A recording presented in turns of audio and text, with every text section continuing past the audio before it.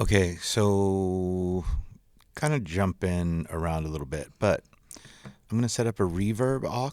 So I did set up one. So I set up a stereo reverb and a stereo delay. I'm on bus 5 and 6 for the reverb and bus 7 and 8 for the delay.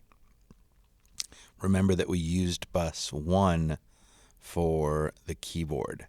So I'm going to right click on some of these things so that I can keep track of what's happening here. So I'm going to rename bus 5 and 6 to reverb. I'm going to right click and rename 7 and 8 delay. What is bus 3 and 4, I tell ya? Oh, that's going to the drum crush, our parallel compression.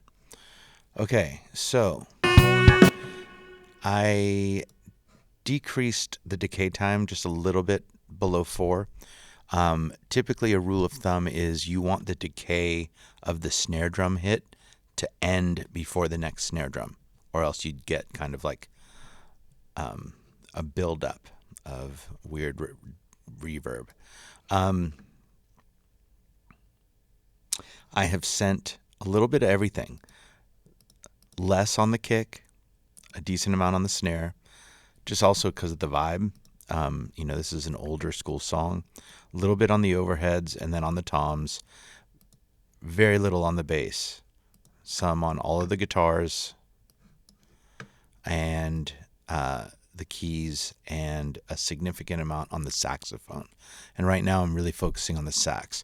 We're not going to get into vocal mixing for this song, but you would obviously be sending the vocal to this as well. Sometimes you would set up a different reverb if you want a particularly different sound. But for us, we're going to kind of go with this idea of putting the band in the same room, which is one of the key elements of using reverb. So, and I think it's important to hear if you don't have that. I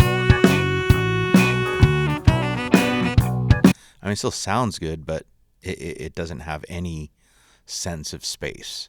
So the sax is going to it. Then I decided to set up a delay and happened to just open up the default, which is a dotted eighth note reverb, a dotted eighth note delay. I'm increasing the mix here.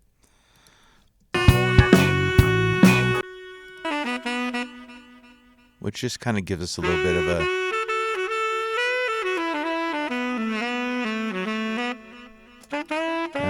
bring down that return. So again, I think it's important just to hear, there's our dry, some reverb, and the delay.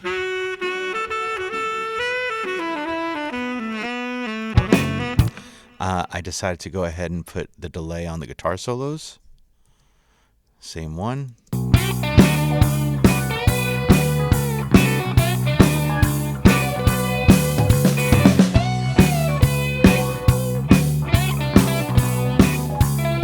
All right, so after all these changes where we have like EQ that's additive, we're now into the red.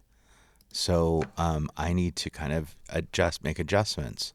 So I'm going to bring down my drums a bit. I'm going to just kind of rebuild this, to be honest.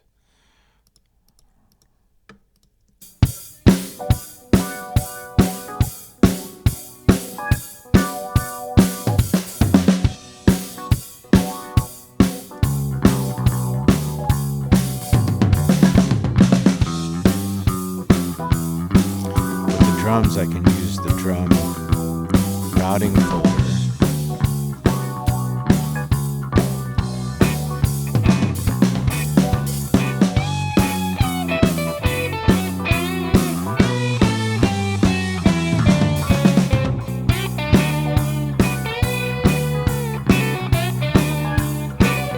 Okay, I really don't care if I'm just kissing it once here and there.